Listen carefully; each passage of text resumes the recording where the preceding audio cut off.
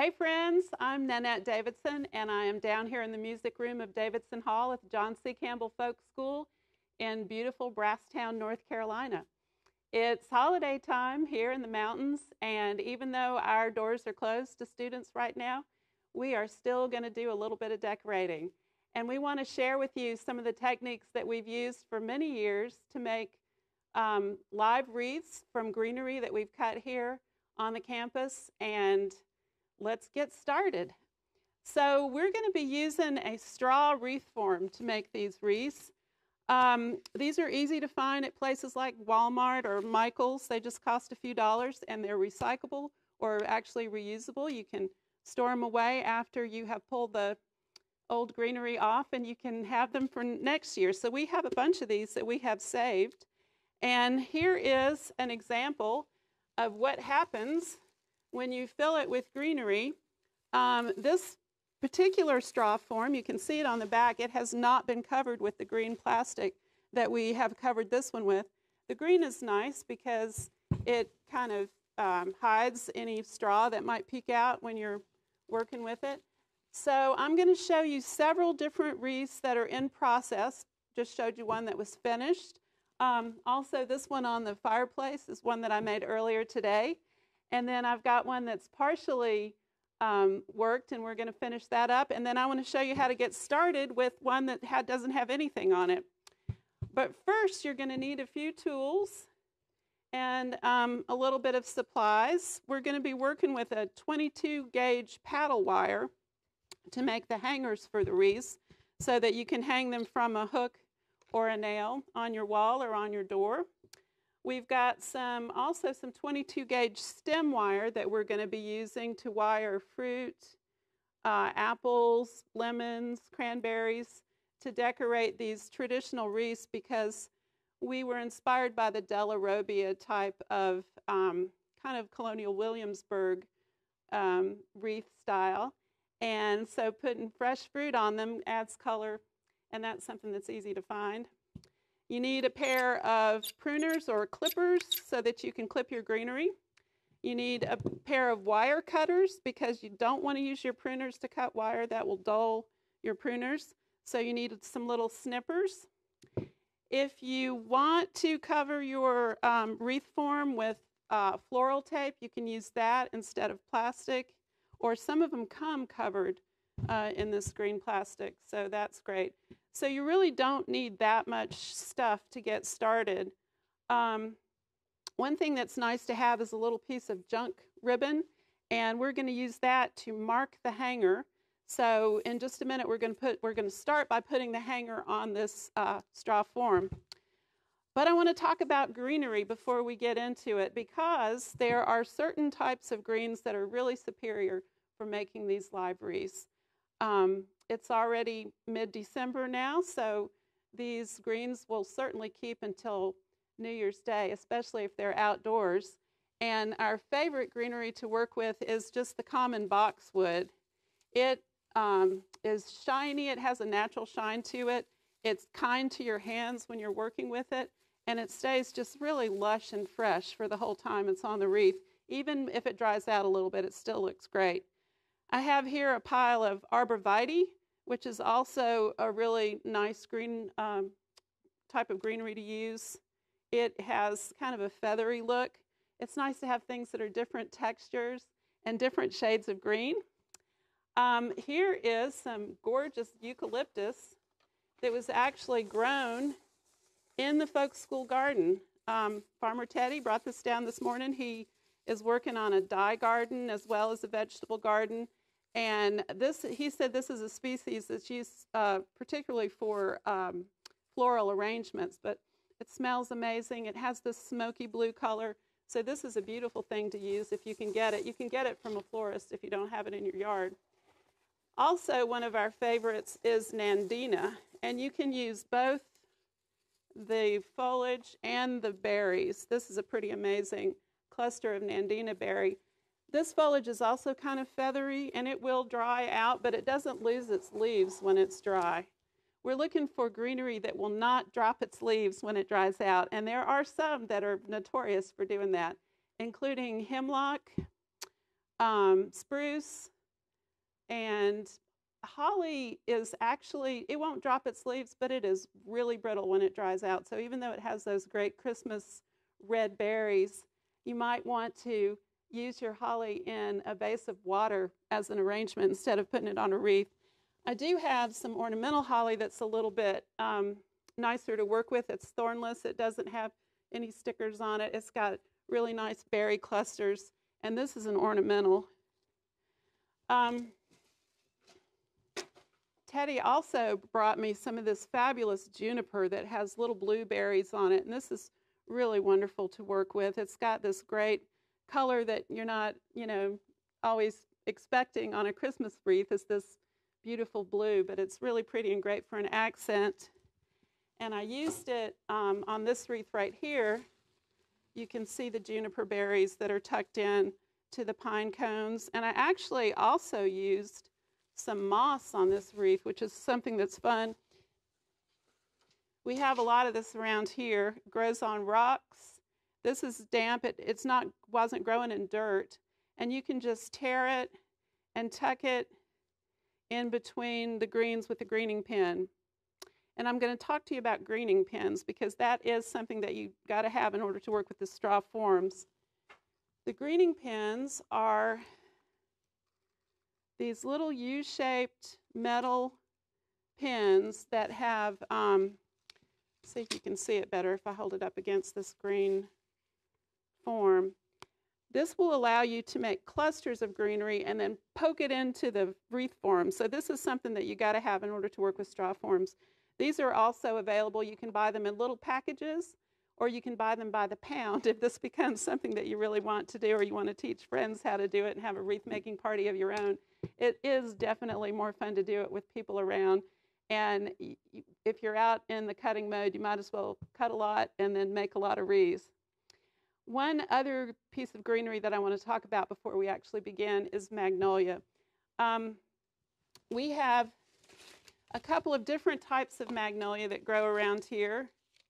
This one came out of Charles Watson's yard, and you're going to meet Charles in a little while. He's a wood turner that lives here in Brasstown and has helped us with greening the folk school and worked on the big wreath that we put over the fireplace in the community room. And we've got a treat for you a little later on. We're going to show you that wreath for this year, and you'll get to meet Charles. But this is kind of a local mountain type of magnolia that has, it's green on both sides. And then this is a Japanese magnolia that has a brown fuzzy side and a bright green shiny side. These are basically decorations just in and of themselves. You cut the branch and it immediately looks beautiful. And if you don't want to put this in a wreath, you can just use these to decorate your mantle, or you could hang a swag on your front door if wreath making is not in your future.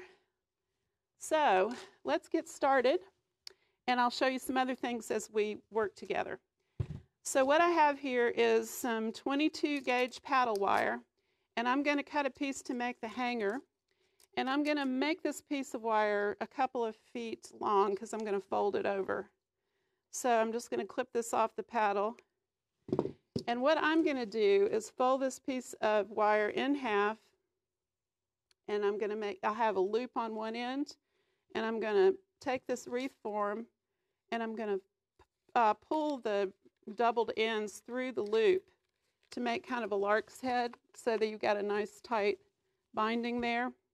And then I'm going to fold the ends over into another loop, and I'm going to go underneath that lark's head with this little piece of wire, and I'm going to put my glasses on to do this.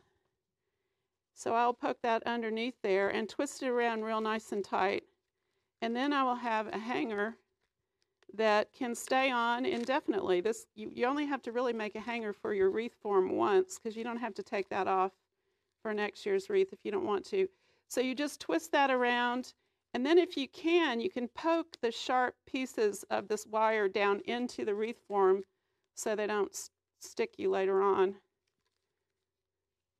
So I'm going to cut them a little bit shorter, and then just try to poke them down in this straw. Okay, and I'm going to do one more thing. I've got a little hanger here. I'm going to tie a piece of red ribbon around this hanger because then that is going to show me where the hanger is, this bright red marker, because once this gets covered with greenery, it's a little harder to see the hanger. You can figure it out, but make life easy for yourself if you can. So let's get a little bit of room here on the table. With this type of decorating, with this type of wreath form, you're going to do concentric rows of greenery. And what you're going to be doing is making little bunches and pinning each bunch to the form. And you're going to be overlapping the layers so that you'll hide the little ends. And on a form this size, you want to do one concentric row on the inside, one row on the middle, so to speak, and then one around the outside. And that will make you a nice full wreath form. You can actually fit 4 rows on here if you really are into it and want it to be super fluffy and big, but 3 usually works out okay. I just found somebody else's hanger on this wreath form right here, but it's all right, it's not in the way. We have 2 hangers. Now we have 2 options. We can hang it from the top or the bottom if we want to. Okay, so we're ready to go. So this hanger is ready. And I have a few little clusters of boxwood here that I've already made, but pretend like I was starting from scratch. I would want to take my branches and break them down somewhat so that you just have the tips.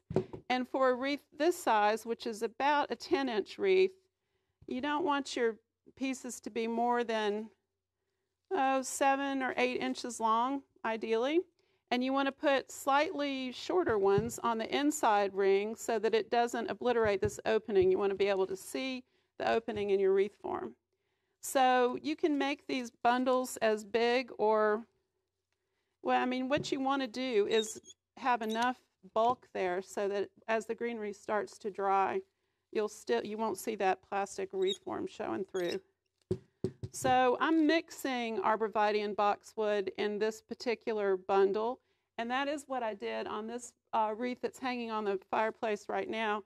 It's a nice combination of greens, and if you are short on one or the other type of green, if you mix them, then you can stretch that particular thing a little further.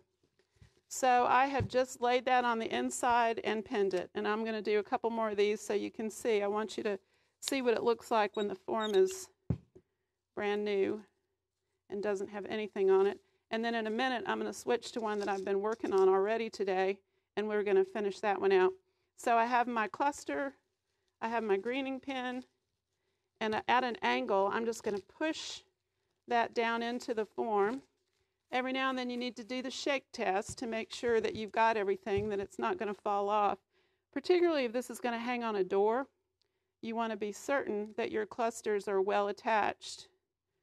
And if you have something on your wreath that you're a little worried about, you could hang it on a wall instead of on a door where it's not going to get opened and shut constantly. So I'm just breaking these down a little bit.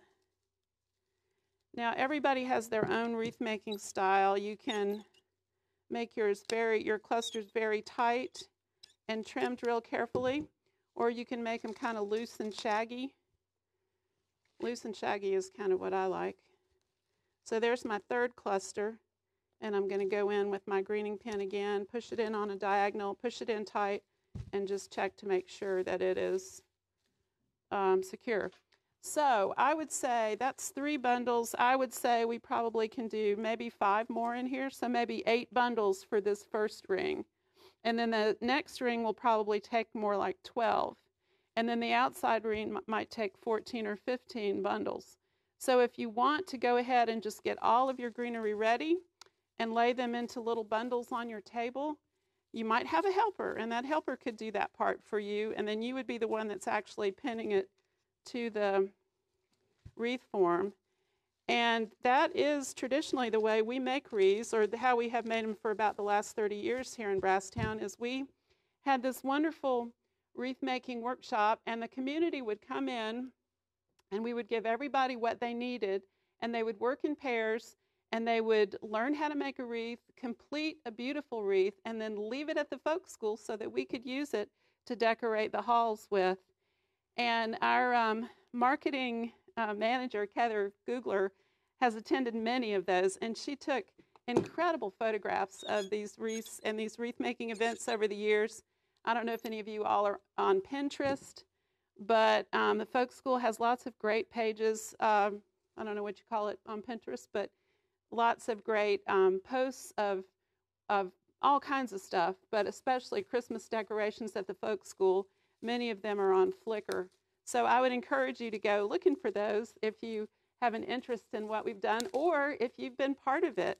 So we've had dozens and dozens and dozens of people that have helped us with all of this over the years. It's been very special. So for about 25 years, while my husband Jan was the director here, I was kind of put in charge of greening the folk school, and I love to recruit people for specific tasks because I knew what they liked to do and I knew what they were good at. And then I was also just so happy to have volunteers just show up, and we would have this wonderful wreath making workshop on a Thursday night, and then on a Saturday our dance community would come in and they would hang the wreaths in various places all over the school and the dining hall and the community room. And several of our dear dancers would make these beautiful garlands to go around the front door of the Keith House. And we had pineapple wreaths in the dining hall on the doors, and we had greenery hanging from the ornamental iron chandeliers that were made during Blacksmith Work Week, and we just kind of decked the halls.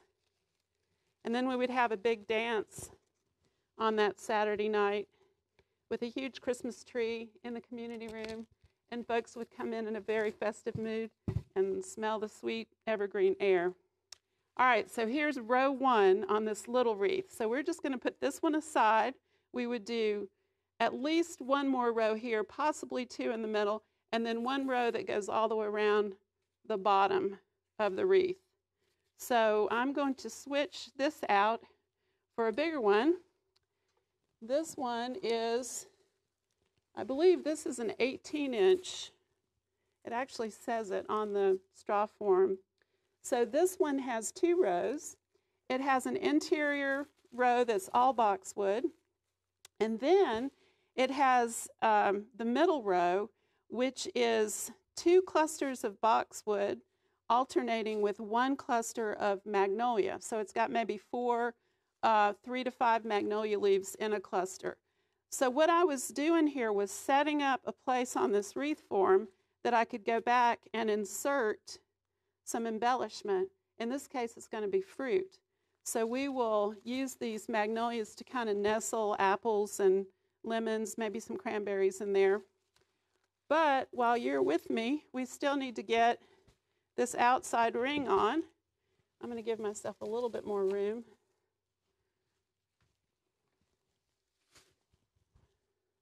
This makes a big mess, so be prepared for that, but it's a lovely mess. It's a sweet smelling mess. Okay, so I have some clusters here that I already started, so this would go maybe a little bit faster. And I'm just going to use boxwood for this. Now, designing is one of the fun things about making a wreath. You can just work with what you've got and just mix it in however you feel like, and that is fine. That's like cooking without a recipe in your kitchen, and I do that a lot. But if you want to think about a plan while you're working, then you might do some alternating of greens, like I did with the magnolia. Or you may think about dividing your wreath into 3 or 5 parts. You want to work with odd numbers in design whenever possible. It's just a little bit more interesting. The end result is more pleasing with odd numbers. So, because the boxwood is plentiful, we had a good crop of it to trim. And because it's just such a nice thing to work with, it has a natural fluffiness and shininess, I'm just going with that on this one.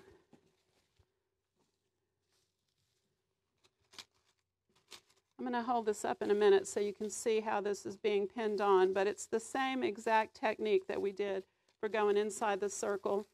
I guess if you're right-handed, you might move I don't know if this is clockwise or anti-clockwise around the reform. You'll figure it out. If you're left-handed, you would probably work in the opposite way that I'm working right now. And I don't know on camera how that actually looks, so I'm going to quickly run out of clusters, and I'll be making up a few more to put in here.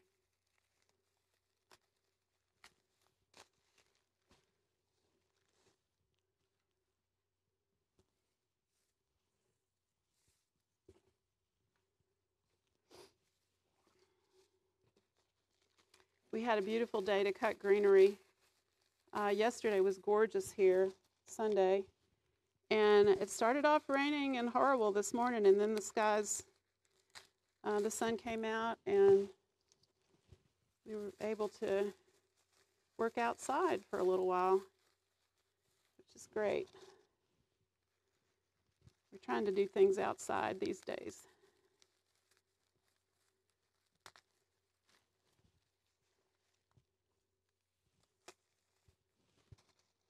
So what I'm going to show you in a minute is how to wire fruit so that you can insert it with a floral pick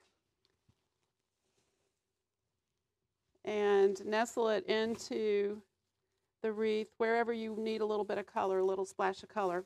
And I will say that wreaths that are going to be hung indoors, the fruit does not last as long inside. If it's cool outside, it'll last longer. And you do kind of have to keep an eye on the fruit. If your wreath is going to be up for weeks and weeks and weeks, you might want to change the fruit out if that's important to you, or you can just pull it out. But we have learned by experience that indoor wreaths probably do better with less fruit, and outdoor wreaths can handle it. There's also a tradition of putting cloves and oranges to make kind of a pomander style, and that would be beautiful on a wreath if you had the patience to put cloves, decorate your oranges with cloves, and then you get that wonderful fragrance as well.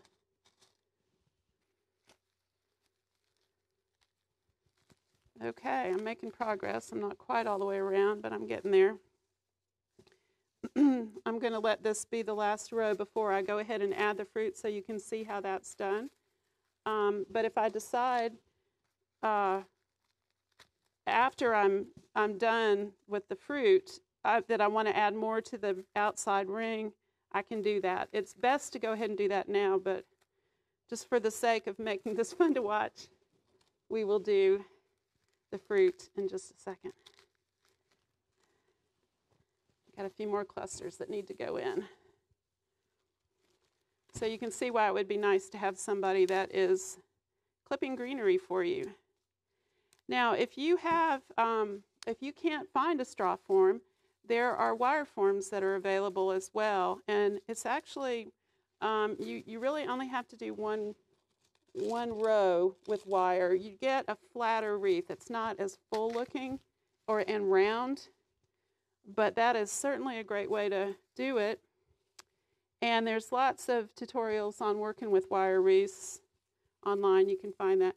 Actually, one of them that I just watched was put out by the North Carolina Arboretum in Asheville by Clara Curtis, who is one of the senior senior members of the staff at the Arboretum.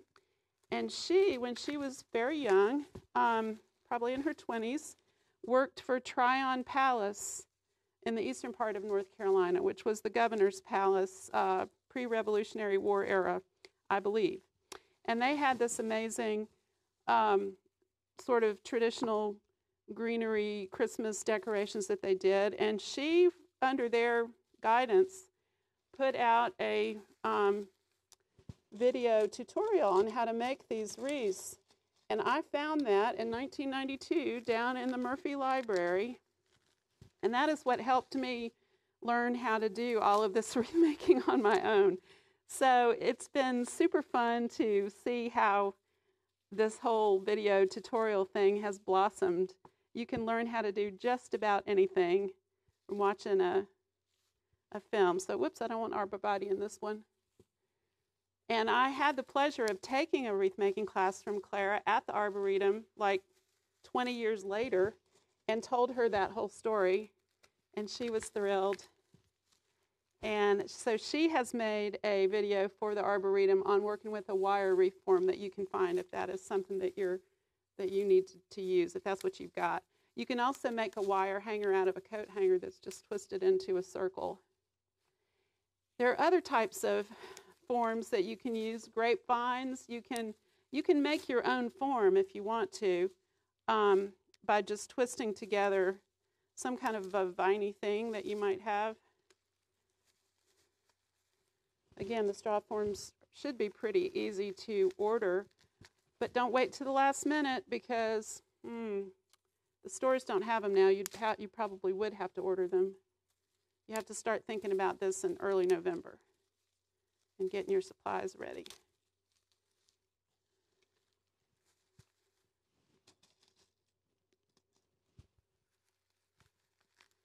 Okay, I could put in a couple, I think I need to put in 2 more, and then we can add fruit. And of course, fruit is optional. You could add, if you didn't want to add fruit, you could add pine cones, you could add glass balls, colorful balls. You could add, if it was going to be somewhere protected, you could add candy canes, or you could add nuts that had been, you have to drill a tiny little hole in the base of the nut and put a drop of glue in there and stick a piece of wire in there to help that. So help that stay on. Let me find my hanger.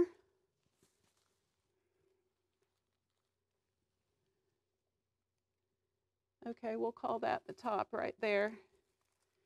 And let's put some fruit in there. I'll show you the back, but you can see that it can still take some more greenery if it needs it. And let's shake it. Is anything falling off? Looks pretty good to me. Okay, I'm going to move a little bit of this stuff out of the way so you can see the fruit a little better. This is my arborvitae.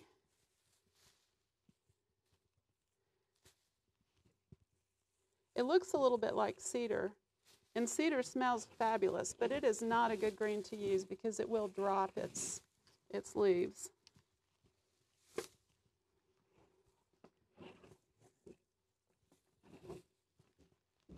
Okay, so we have some various apples here.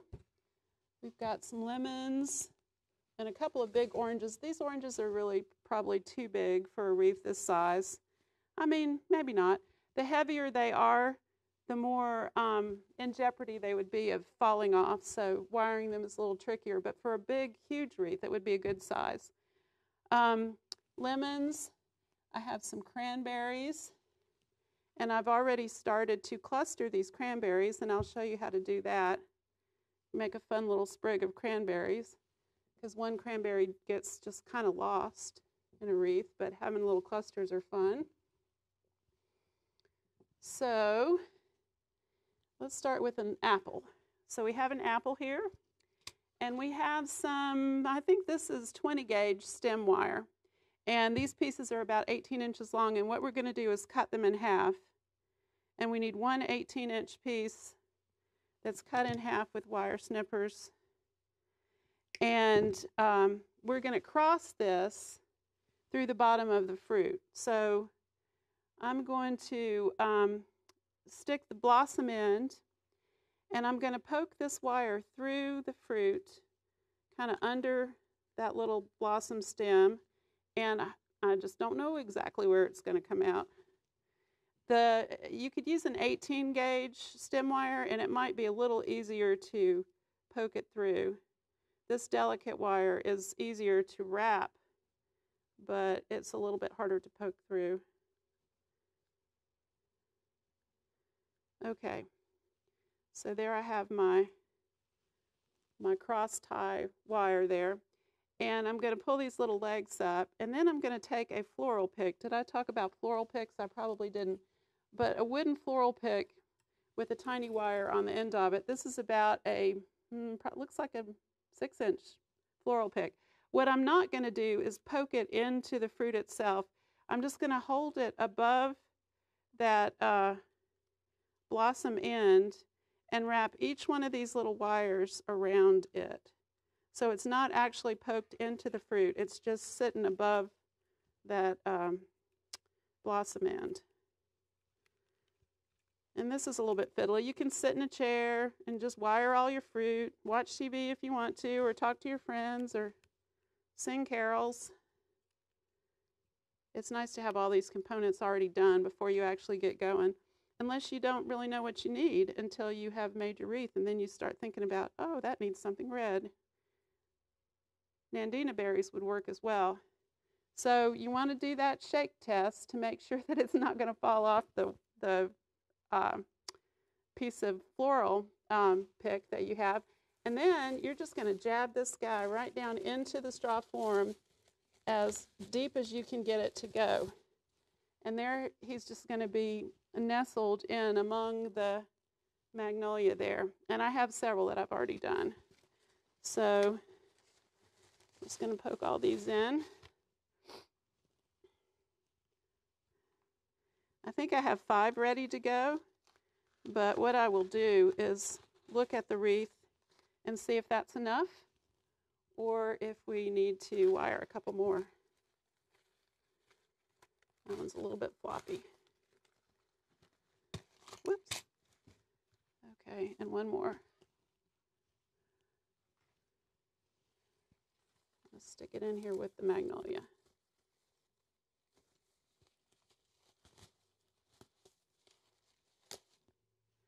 Now, to me, the spacing, maybe this one. Actually, I'm going to leave it, and then I'm going to kind of fill in some of those areas with some cranberries to make it. And you can be real symmetrical with this if you want to, or if you can do something very asymmetrical. So I'll show you how to wire up these cranberries too.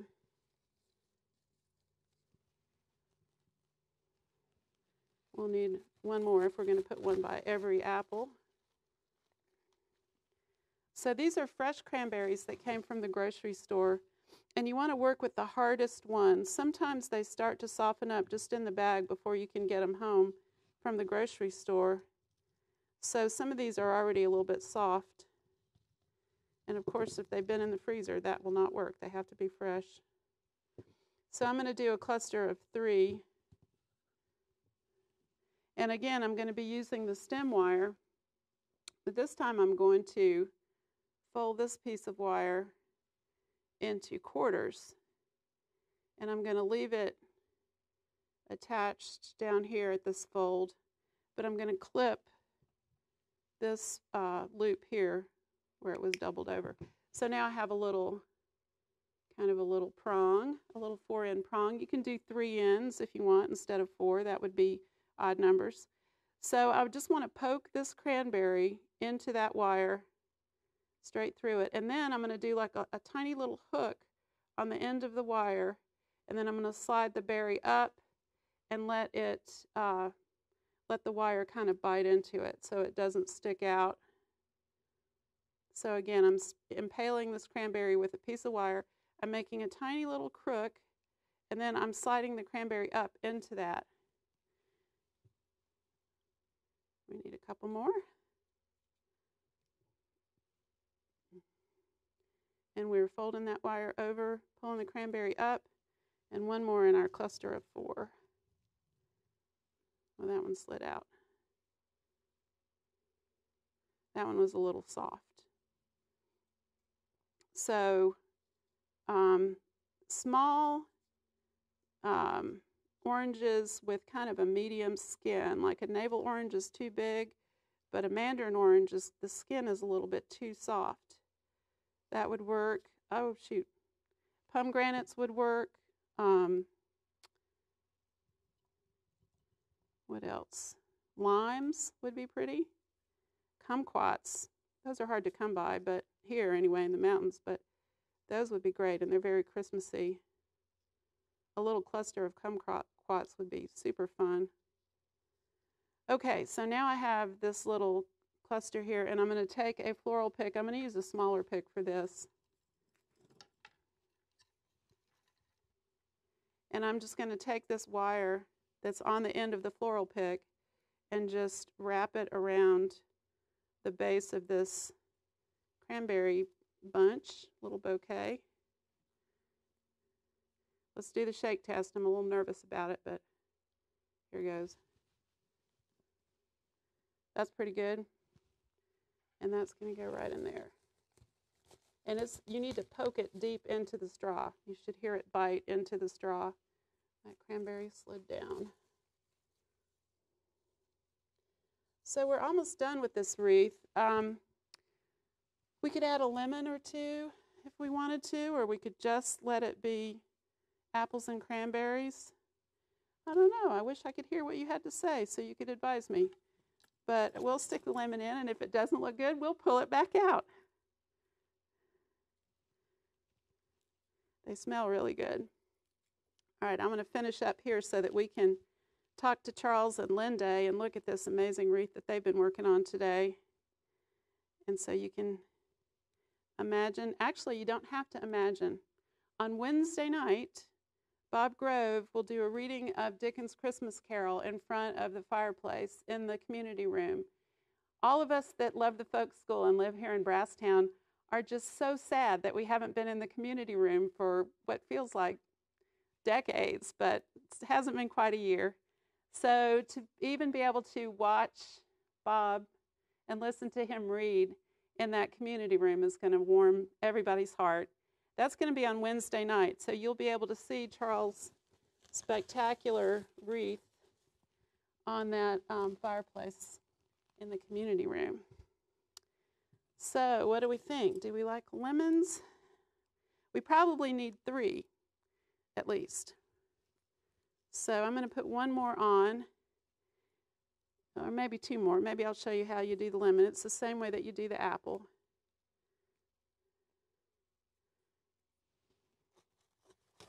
Let me twist this wire around too.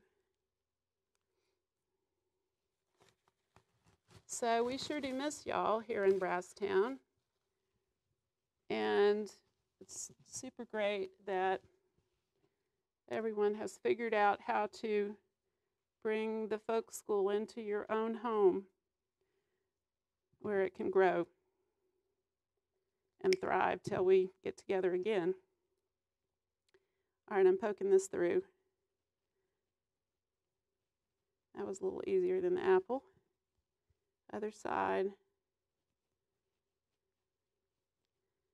There we go. Pull those legs up. I'm going to use a big pick. That one doesn't have a wire.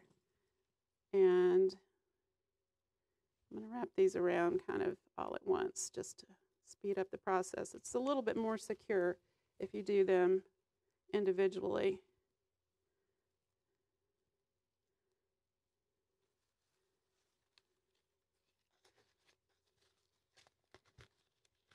And because these are fairly easy to put in and take out, you can replace them. You can move them around if you need to.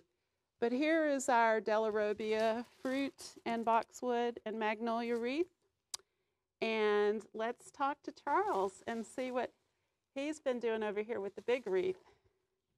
I'm going to mask up. Hey, Charles and Linda.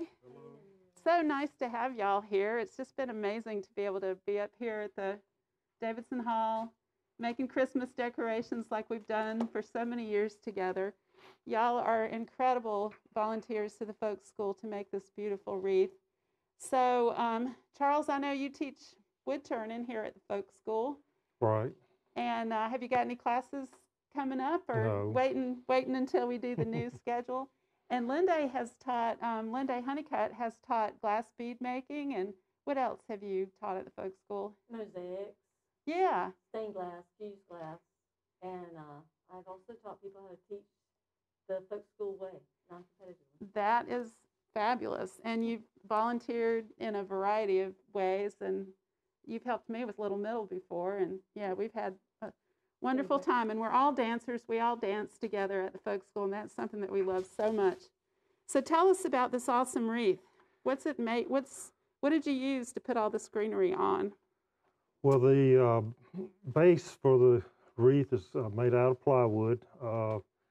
Until this morning, I really didn't. I knew it was a large form, but I measured it this morning, and it is approximately 5.5 feet in diameter. Wow. And in order to hide the wood, we usually take some magnolia leaves and cover the entire surface with the magnolia leaves. Sometimes we will, if depending on what type of magnolia it is, we will use split the front and back to get different colors. And beautiful. and so that is the base that I use when I'm doing this wreath. And then we will take the various other greenery, and usually there's a couple of, at least one cluster of some type of vegetation, shrubbery and forms that's kind of use it to make a focal point. Yeah. And this one sort of has two different ones, one at the top and then this magnolia one over here near the bottom. And then we build the rest of the wreath from those two clusters. And you use this amazing red Nandina Right. berries that Right. are so beautiful. And then this is the holly, the ornamental holly that's Right. over in here, right? Right. And what else is in here? You have the pine, the boxwood, Here's a little bit of the juniper, the blue Nandina, juniper. mostly Nandina berries. Let's see. It's just I absolutely think that's beautiful. the majority of what's in this particular wreath. So you've made these wreaths for us before, Charles. Are you keeping track of how many? It hasn't really been that many compared to what you've done, but Well, no, these are huge. This wreath is a huge wreath. I first came to the folk school about 25 years ago, and I moved here 8 years ago. And previous to that, I had not been here for the Christmas season, except for the fireside sale, which all the greenery was already done.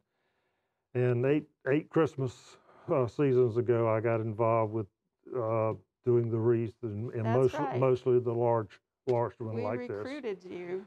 And other than a couple of years ago when I had surgery, I've worked on the wreath for the school. Yeah. And mostly this one for the fireplace in the Keith House community room. They're just wonderful. A lot of amazing people over the years. I've been around here for over 40 years, and so I know Sherman Hampton, who was a dancer and a chiropractor, made this wreath for many years. Robert and Virginia Anderson, who are farmers in Hayesville, made it.